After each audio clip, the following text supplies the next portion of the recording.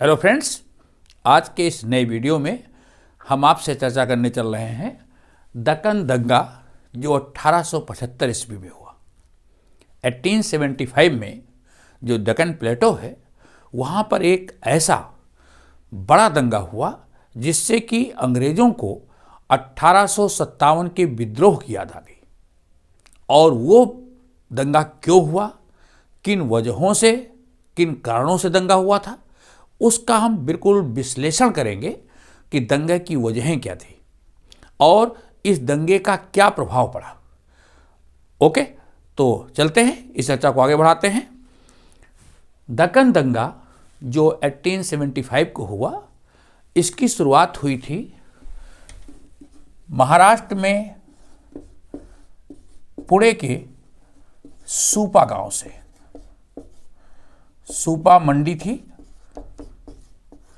ये अनाज की मंडी थी। यहां से इस दंगे की शुरुआत हुई और ये दंगा एक कृषक विद्रोह था, कृषकों के द्वारा किया गया था।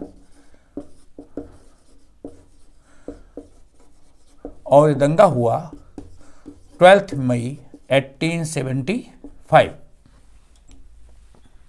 ओके, अब इस दंगे की शुरुआत कैसे हुई, किन कारणों से हुई, इस पर हम चर्चा करते हैं।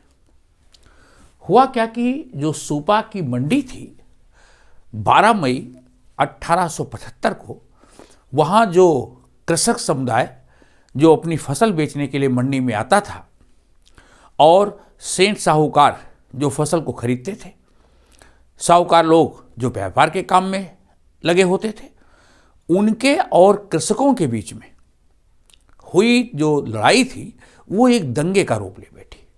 और देखते देखते सूपा शहर में जो मंडी में काम करने वाले साहूकार थे, उनके जो गोदाम थे, उनके जो कार्यालय थे, उनको आग लगाया गया, उनको लूटा गया। उनके जो बड़े बड़े हवेलियां थी, उन हवेलियों को लूटा गया और उनके बही खातों को निशाना बनाया गया। किसानों ने उनके बही खातों को जला डाला, उनके जो अन्न भंडार थे, उनके जो हवेलियों के साजो सामान थे, उनको लूट लिया। और देखते देखते ये दंगा लगभग 30 गांवों में फैल गया। 30 गांव इसकी चपेट में आ गए और इस दंगे का जो विस्तार है, धीरे धीरे जो 12 मई से चालू हुआ, धीरे धीरे इसका विस्तार 6500 वर्ग किलोमीटर के क्षेत्र में हो गया। 6500 वर्ग किलोमीटर का जो एरिया था, ये दंगे की चपेट में आ गया। लोग सूपा से भागे जा रहे थे। साहूकार अपनी जान बचा करके सूपा को छोड़ करके पुणे की ओर पलायन कर गए। बहुत से लोग पलायन हुए, बहुत से लोगों की हवेलियों को लूटा गया, बही खातों को निशाना बनाया गया। किसानों का इतना जबरदस्त विद्रोह कि इसको दबाने में ब्रिटिश सरकार को काफ़ी समय लगा। और ब्रिटिश सरकार को एक बार फिर 1857 की विद्रोह की याद ताज़ा हो गई। ब्रिटिश सरकार ने सेना के बल से, पुलिस के बल से किसी प्रकार दंगाइयों को दबाया। सैकड़ों लोगों को गिरफ्तार किया गया। लगभग 95 लोगों को दंगे के मुख्य आरोपी के रूप में गिरफ्तार किया गया। और इस प्रकार धीरे धीरे कई महीने में इस विद्रोह को दबाया गया। अब ये विद्रोह किसानों और साहूकारों के बीच था। प्रत्यक्ष रूप से देखने में यही आता था कि किसानों ने साहूकारों की हवेलियों पर आक्रमण किया, उनके बही खातों को जलाया, उनकी हवेलियों को लूटा। तो एक प्रकार से लगता था कि किसानों का जो आक्रोश था वो साहूकारों के प्रति था और उनका निशाना साहूकार की हवेलियां, साहूकार के साजो सामान, साहूकार के बही खाते बने। तो ये जो विद्रोह हुआ उसमें मुख्य रूप से साहूकार निशाने पर थे। और किसके द्वारा किया गया? कृषक वर्सेस साहूकार। दंगे को कुछ दिनों में दबा तो दिया गया, लेकिन दंगे के कारणों पर जांच करने के लिए एक कमेटी बैठाई गई।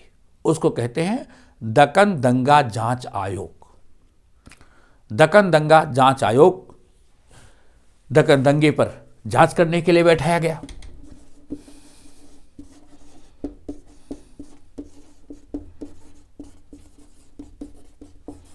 और इस जांच आयोग ने अपनी रिपोर्ट 1878 में ब्रिटिश पार्लियामेंट में रखी।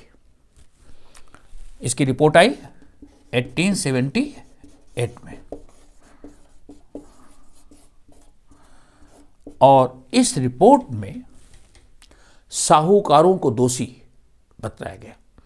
साहूकार और साहूकार की नीतियां इस दंगे के लिए मुख्य रूप से जिम्मेदार बताई गई। कृषकों का जो गुस्सा था वो साहूकारों पर क्यों था? पूरा ठिकरा दंगे का किसके सर पे फोड़ दिया गया? साहूकारों के ऊपर। और इस प्रकार से साहूकारों को दोषी इस रिपोर्ट के द्वारा बता दिया गया। और अंत में 1879 में दक्कन एग्रीकल्चरिस्ट रिलीफ एक्ट बनाया गया। 1879 में 1879 में वो एक्ट बना, दक्कन एग्रीकल्चरिस्ट रिलीफ एक्ट। और इस प्रकार इस दंगे के कारणों को जांच करने के बाद किसानों के हित के लिए कमेटी बनाई गई और एक कानून इस प्रकार से बनकर के तैयार हुआ। तो अब अगर हम इसको विश्लेषणात्मक तरीके से अध्ययन करते हैं तो हमें जांच करना चाहिए कि दक्कन में दंगा हुआ क्यों? किसानों ने अपना सारा गुस्सा साहूकारों पर क्यों निकाला? इसको जरा समझिए। ये बहुत ही विश्लेषणात्मक तरीके से समझने की चीज है, जिससे कि आप प्रश्न को एनालिटिकल तरीके से लिख पाएंगे कि दक्कन दंगे के बीज आखिर कहां थे। ओके, क्या एक सामान्य घटना से इतना बड़ा विद्रोह हो गया था? इसको जरा इसकी पृष्ठभूमि में समझने के लिए हम चलते हैं। अब आइए चर्चा करते हैं कि जो दक्कन में दंगा हुआ, इस दंगे के मूलभूत कारण क्या थे? वास्तव में इसके बीज कहां छिपे थे? हुआ यूं कि जब भारत में अंग्रेजों का साम्राज्य स्थापित हुआ तो सबसे पहले बंगाल से उन्होंने अपना साम्राज्य स्थापना का क्रम चालू किया। जो क्षेत्र उनके अधीन आते गए वहां पर उन्होंने नई राजस्व व्यवस्था लागू की, और बंगाल में उन्होंने सबसे पहली जो राजस्व व्यवस्था लागू की थी वो थी इस्तमरारी बंदोबस्त या जमींदारी बंदोबस्त। ओके, उसके बाद मद्रास और बॉम्बे प्रेसिडेंसी जो अंग्रेजों के हाथ में आए, वहां पर उन्होंने एक नई राजस्व व्यवस्था लागू की थी, और उस राजस्व व्यवस्था का नाम था रैयतवारी व्यवस्था।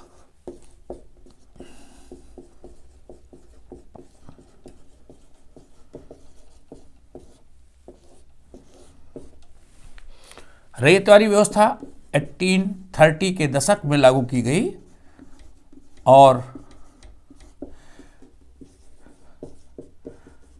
कैप्टन अलेक्जेंडर रीड और थॉमस मुनरो के द्वारा। ओके, तो ये नई राजस्व व्यवस्था, रैयतवारी व्यवस्था बॉम्बे प्रेसिडेंसी में लागू की गई। जो अपना दक्कन का क्षेत्र है, वो आज का जो महाराष्ट्र का इलाका है, वो क्षेत्र दक्कन का भाग था जहां पर दंगा भी हुआ था।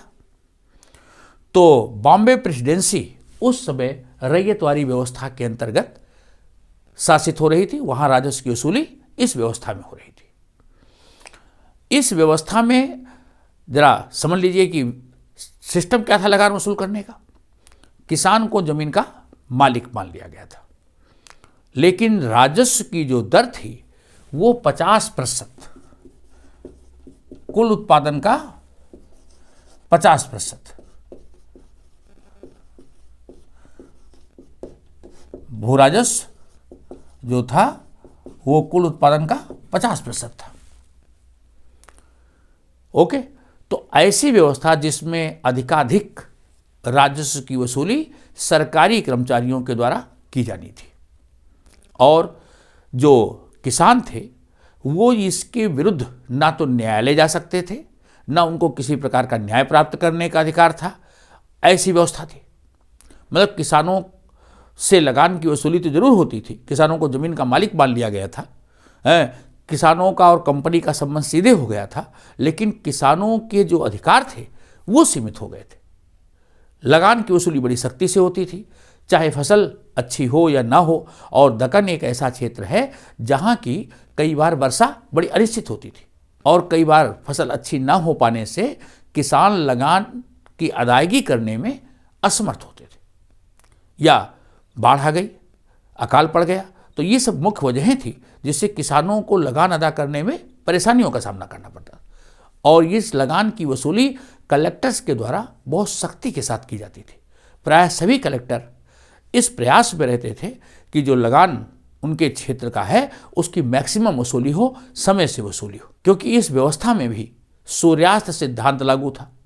तो लगान की वसूली बड़ी सख्ती से होती थी और इस व्यवस्था में एक ये भी प्राविधान था कि समय समय पर जो भू राजस्व की दरें हैं उनको बढ़ाया भी जाएगा। तो 1830 के दशक में लागू किया गया था इस व्यवस्था को। 30 वर्ष के बाद इसकी दरें और बढ़ा दी गई। 1864 में पहले प्रस्ताव लाया गया दरों को बढ़ाने का, लेकिन 1868 में जो भू राजस्व की दरें थी वो बढ़ा करके 66% कर दी गई।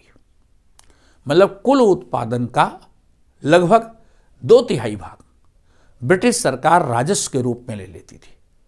तो ये ऐसी व्यवस्था थी जिसमें किसानों का भरपूर शोषण हो रहा था। उनके उपज का इतना भाग ब्रिटिश सरकार वसूल कर रही थी। वर्षा न होने की वजह से, अकाल पड़ जाने की वजह से, कई बार जो अनुमानित लगान था उतना उत्पादन न होने की वजह से किसान लगान की अदायगी समय से नहीं कर पाते थे और ऐसी स्थिति में उनको ऐसे साहूकारों के पास ऋण लेने के लिए बाध्य होना पड़ता था। साहूकार उनको ऋण देते थे, लेकिन उसके बदले में साहूकार जो जमीन होती थी उसको बंधक बना करके ऋण देते थे, जमीन के बदले ऋण देते थे और ऐसे पेपर्स वो तैयार करवाते थे, उनको कहते थे ऋण अनुबंध पत्र, जो एक कॉन्ट्रैक्ट होता था साहूकार के बीच और किसान के बीच कि आपने कितना ऋण लिया है, उसकी रेट ऑफ इंटरेस्ट क्या है, ये सब चीज़ें उस कॉन्ट्रैक्ट पेपर्स में लिखी होती थी। तो एक ऐसा ऋण अनुबंध पत्र तैयार किया जाता था और तब किसान को लोन मिलता था। याद करिए ये समय 1830 के दशक का है, जब लोगों में साक्षरता इतनी नहीं थी, किसान प्रायः अनपढ़ थे। साहूकार उनकी इस स्थिति का लाभ उठाते थे और उन्हें ऐसे सादे कागजों के ऊपर, दस्तावेजों के ऊपर उनके अंगूठे ले जाते थे और उसमें राशि भर ली जाती थी। तो प्रायः साहूकार ऋण के लेन देन में गड़बड़ियां करते थे, देते कुछ थे, लिखते कुछ थे। जो टर्म्स एंड कंडीशन थी वो भी अलग होती थी, किसान उसको पढ़ नहीं पाते थे और वो सब न्यायालय में चुनौती योग्य थी। साथ ही साथ किसान जब अपनी कर्ज की अदायगी करता था तो साहूकार उसको किसी प्रकार की ऐसी रसीदाद भी नहीं देते थे। तो इन सब वजहों से जो साहूकार होते थे वो किसानों का मनमाना शोषण करते थे। किसान एक बार ऋण लेने के बाद साहूकार के ऋण जाल में उलझ जाता था। तो ये एक ऐसी व्यवस्था थी, रैयतवाड़ी व्यवस्था, जिसकी वजह से जो कृषक होते थे उन कृषकों को ऋण जाल में फंसना पड़ा।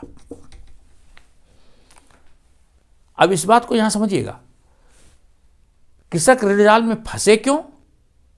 नंबर 1, भू राजस्व की दरें अधिक थी। नंबर 2, अकाल आदि के समय में किसानों को किसी प्रकार राजस्व की वसूली में राहत नहीं दी गई और लगान की वसूली समय से और सख्ती से की गई। इसलिए किसानों को साहूकारों के पास जाना पड़ा, अपनी ज़मीनों को उन्हें बंधक रखना पड़ा, यहाँ तक कि उनको भारी ब्याज दरों पर भी कर्ज लेने के लिए बाध्य होना पड़ा। ओके, तो इस तरह से किसान ऋण जाल में फंस गए और साहूकारों की जो रेट ऑफ इंटरेस्ट थी वो इतनी अधिक थी और साथ ही साथ जो ब्याज की राशि थी, एक समय के बाद उस ब्याज की राशि के ऊपर भी ब्याज प्रारंभ हो जाता था। तो एक प्रकार से मिश्र धन भी मूलधन बन जाता था और ऐसी स्थिति में कुछ ही वर्षों में ली गई राशि दुगना और 3 गुनी भी हो जाती थी। तो ये व्यवस्था थी। इसकी वजह से किसान साहूकारों से परेशान थे और यही कारण था कि उनकी हवेलियों पर आक्रमण किया गया, उनके बही खाते जलाए गए, उनके ऋण अनुबंध पत्रों को आग लगाया गया और वो दंगा जो पुणे से चालू हुआ था अहमदनगर और उसके आसपास 6500 वर्ग किलोमीटर के क्षेत्र में फैल गया, जिसको दबाने में कई महीने ब्रिटिश सरकार को लगे। ओके, तो ये जो रेत वाली व्यवस्था लागू की गई थी, उस समय ब्रिटिश सरकार के द्वारा लागू की गई एक नई व्यवस्था तो जरूर थी, लेकिन इस व्यवस्था में किसानों का लाभ हुआ नहीं। इस व्यवस्था के जो पैरोकार थे वो लोग ब्रिटेन में पढ़े हुए डेविड रिकार्डो के शिष्य थे। डेविड रिकार्डो एक बहुत माने जाने अर्थशास्त्री थे, जिन्होंने कहा था कि जो भूस्वामी है, अगर उससे जो लगान है इतना नहीं लिया गया कि जो अधिशेष का भाग है अगर उससे ज़्यादा नहीं लिया गया तो किसान किरायाजीवी हो जाएंगे।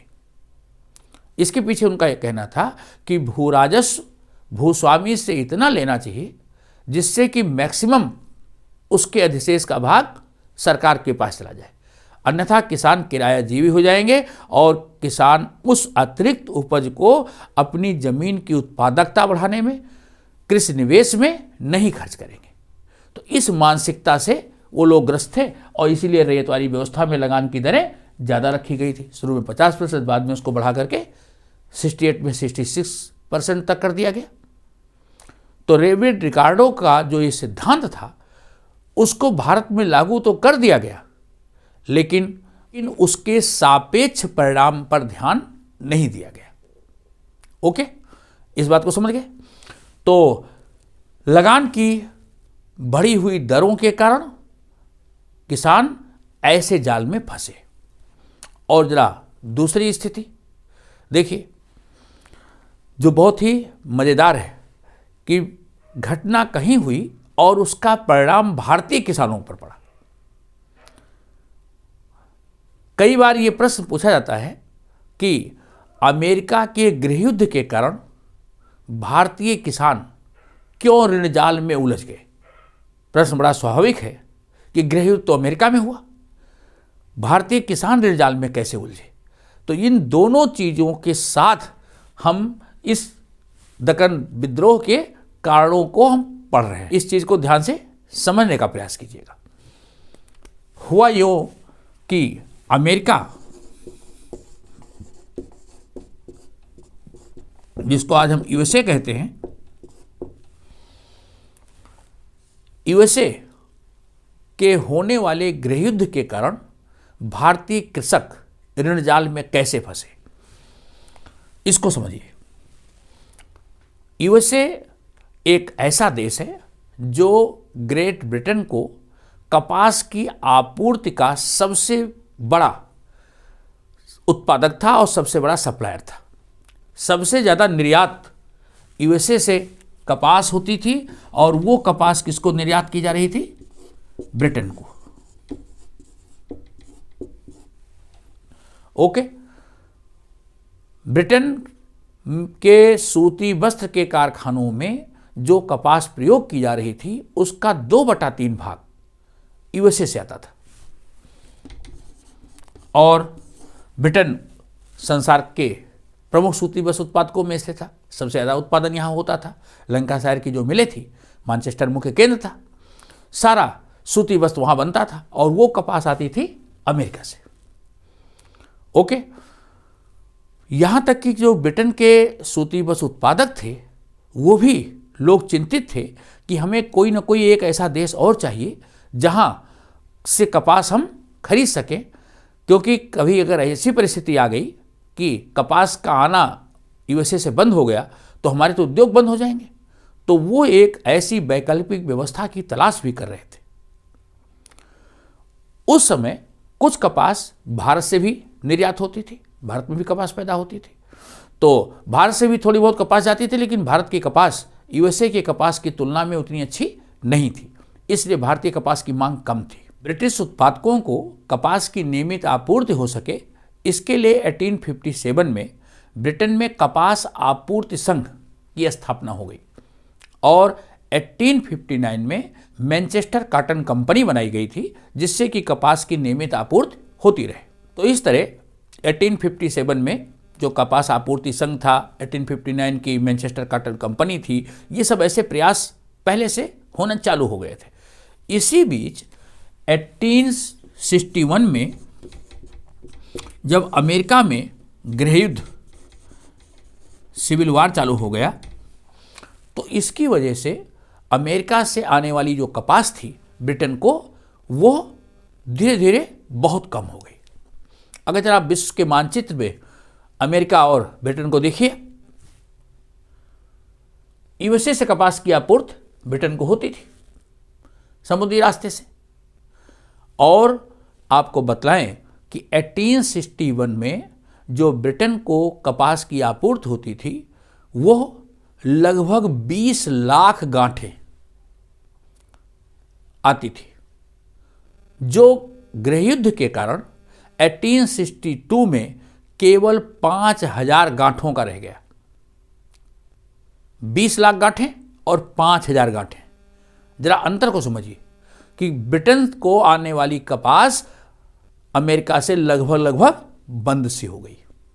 अब ऐसी स्थिति में लंकाशायर के जो सूती वस्त्र उद्योग के कारखाने थे, उनको संचालित कैसे किया जाए, इसके लिए उन्होंने दूसरे स्रोतों की तलाश की। जो ब्रिटेन के उत्पादक थे, उन लोगों ने भारत से कपास मंगवानी चालू कर दी। तो 1861 के बाद जब गृहयुद्ध चालू हो गया, उसके बाद कपास की आपूर्ति कहां से होने लगी? भारत से। ओके, भारत कपास को निर्यात करने लगा, लेकिन जितनी मात्रा में मैनचेस्टर के, लंकाशायर के कारखानों को कपास की आवश्यकता थी, उत्पादन उतनी तेजी से नहीं हो सकता था। ब्रिटेन के उद्योगपतियों ने भारतीय साहूकारों को समझाया, भारतीय साहूकारों को प्रेरित किया कि वो अधिक से अधिक ऋण भारतीय कृषकों को दें और ज़्यादा से ज़्यादा कपास की खेती करने के लिए उनको प्रेरित करें, जिससे कि कपास की आपूर्ति ब्रिटेन को होती रहे। क्योंकि अब उनके लिए और कोई दूसरा रास्ता नहीं था, कोई दूसरा विकल्प नहीं था, केवल भारत से कपास की आपूर्ति हो सकती थी।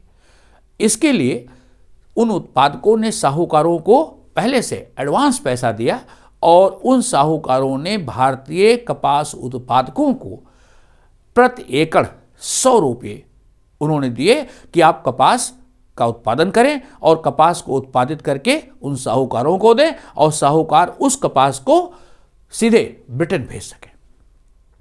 साहूकारों ने भी कपास के मूल्यों की बढ़ती हुई और मांग को देखते हुए साहूकारों ने भी कृषकों को ऋण देना चालू कर दिया। 1861 के बाद भारत में तेजी से कपास की खेती की जाने लगी और कपास मुख्य रूप से जो गुजरात और महाराष्ट्र का इलाका है, दक्कन का क्षेत्र है, वहां उत्पादन होता है। तो उस क्षेत्र के किसानों को जब एडवांस पैसा दिया गया और कपास महंगे मूल्यों पर बिक भी रही थी, मांग ज़्यादा थी, हाथों हाथ बिक रही थी, इसलिए किसान ज़्यादा से ज़्यादा कपास की खेती करने के लिए जो है प्रेरित हो गए। ज़्यादातर किसानों ने ऋण लेकर के कपास के उत्पादन का जो भू क्षेत्र था उसको बढ़ा दिया। कपास की खेती तेजी से होने लगी और ब्रिटेन में इस्तेमाल होने वाली 90% कपास भारत से जाने लगी। 1864 तक ये हालत हो गई कि भारत सबसे बड़ा कपास का निर्यातक बन गया और ब्रिटेन का 90% कपास भारत से जाने लगा। किसानों ने कपास को महंगे मूल्यों पर बेच बेच करके पैसा कमाया। साहूकारों को भी ऋण की अदायगी होती रही, साहूकारों को ब्रिटेन से भी पैसा मिल रहा था और इस तरह साहूकारों से किसानों तक पैसे एडवांस दिए जा रहे थे। लेकिन 1865 के बाद परिस्थिति बदल गई। 1865 में जब गृह युद्ध समाप्त हुआ, उसके बाद धीरे धीरे अमेरिका से कपास की आपूर्ति ब्रिटेन को पुनः चालू हो गई।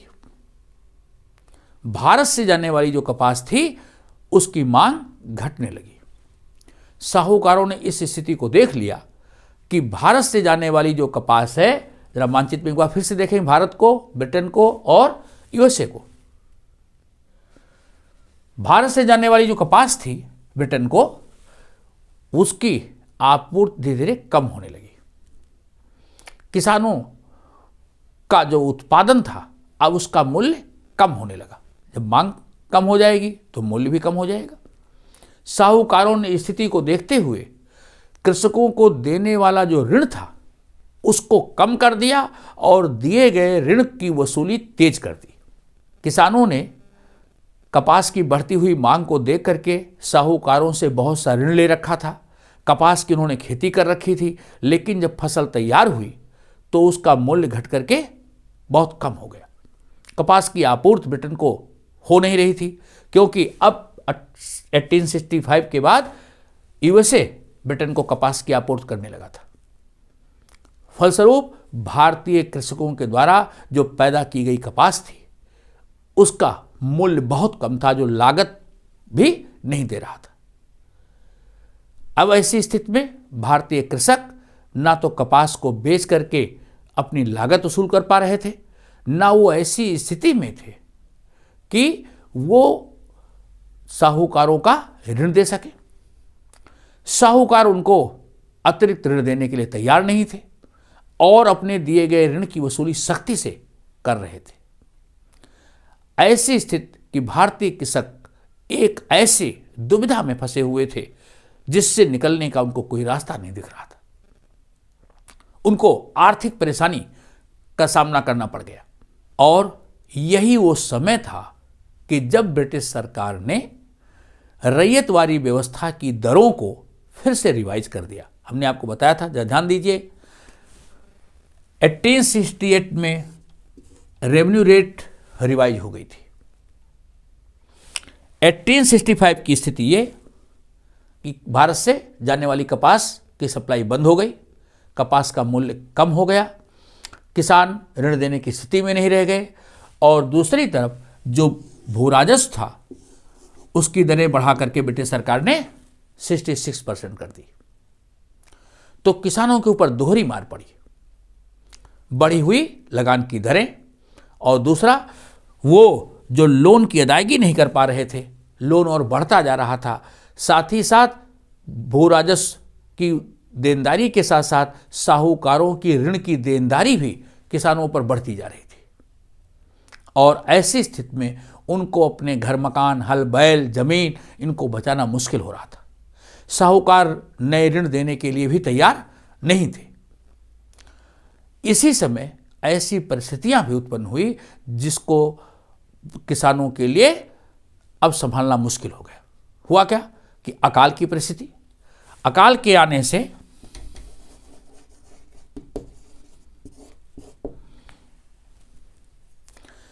एटीन 1870 का जो दशक है वो भारत में अकाल का वर्ष था।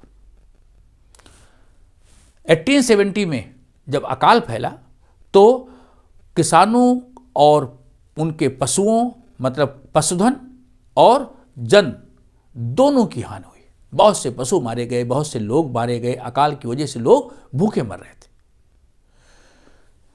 साहूकार ऋण देने के लिए तैयार नहीं था। वो साहूकार जो कभी किसानों को 100 रुपये प्रति एकड़ कपास का उत्पादन करने के लिए अग्रिम धनराशि दे रहा था, अकाल के दिनों में या संकट के दिनों में उन साहूकारों ने किसानों के लिए जो ऋण के रास्ते थे वो सब बंद कर दिए।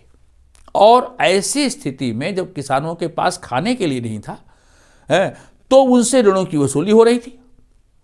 कलेक्टर्स बढ़ी हुई दरों पर लगान वसूल करने के लिए तैयार थे।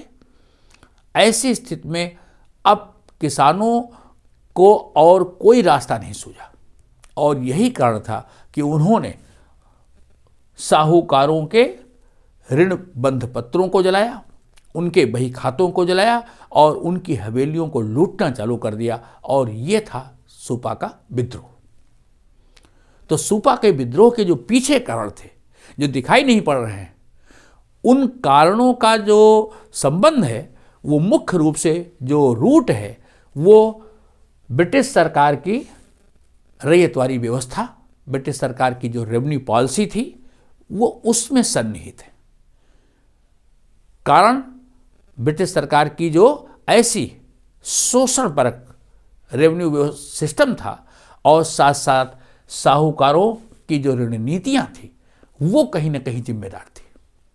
ब्रिटिश सरकार ने अगर समय से किसानों को रिलीफ दी होती, उनको सस्ते दरों पर ब्याज कम हो रहे ऐसे ऋण देने की व्यवस्था की होती, अकाल के समय लगान की वसूली रोक दी होती, तो शायद ऐसी परिस्थितियां नहीं होती।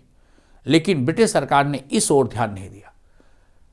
कृषक ऋणजाल में फंसते गए और ऐसे जो किसान थे, जो कि अनपढ़ थे, उनके साइन ऋण पत्रों पर करा लिए जाते थे या उनके अंगूठे करा लिए जाते थे और ऐसे दस्तावेजों का गलत फायदा साहूकारों ने उठाया। यद्यपि ब्रिटिश सरकार ने एक कानून बनाया था, साहूकारों द्वारा किसानों का जो शोषण हो रहा था, इससे उस समय की जो ब्रिटिश सरकार थी वो भी अवेयर थी, वो जानती थी इस बात को। और इसलिए ब्रिटिश सरकार ने 1859 में एक कानून बनाया था। उस कानून को कहते हैं परसिमन कानून।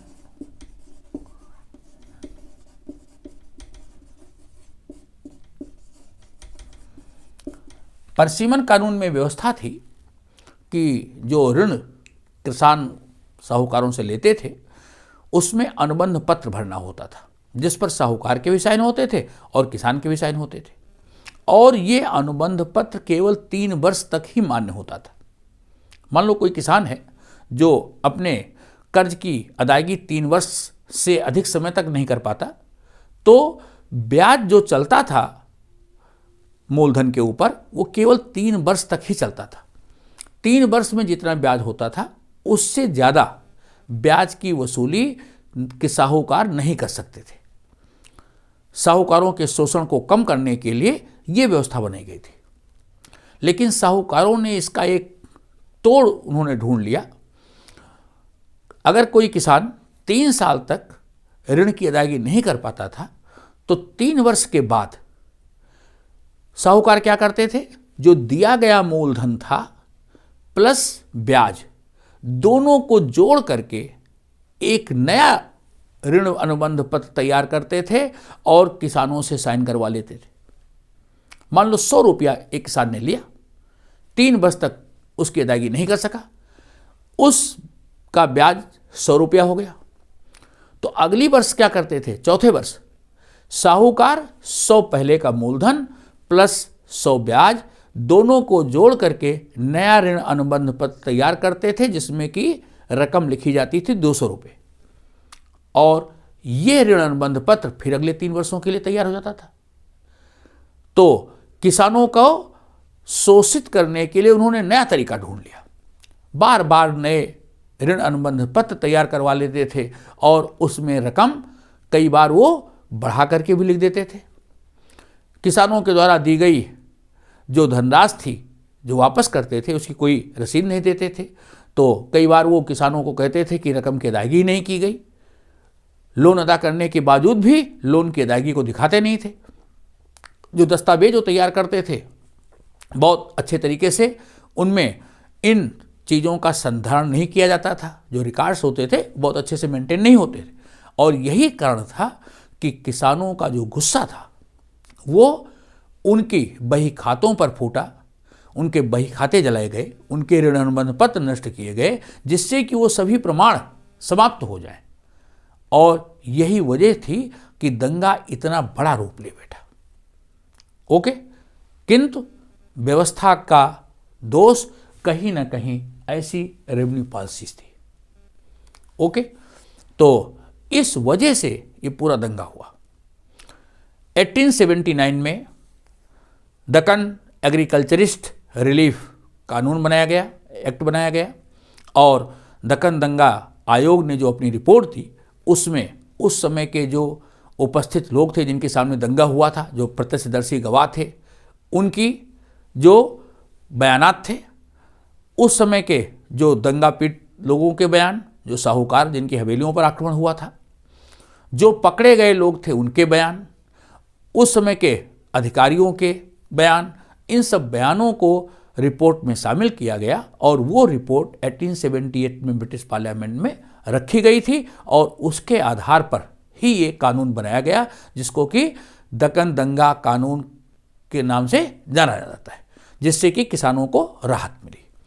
तो मित्रों, ये था दक्कन दंगा, और दक्कन दंगे के बीच कहाँ निहित थे, अमेरिका के गृहयुद्ध की वजह से कैसे भारतीय किसान ऋण जाल में फंसे, परसिमन कानून क्या था, ये सारे बिंदुओं को आपको मैंने सिलसिलेवार और विश्लेषणात्मक तरीके से बताने का प्रयास किया है। आपको ये वीडियो कैसा लगा, आप अपनी प्रतिक्रिया भी देंगे, चैनल को लाइक था सब्सक्राइब भी करेंगे। थैंक्स, मिलते हैं अगले वीडियो के माध्यम से।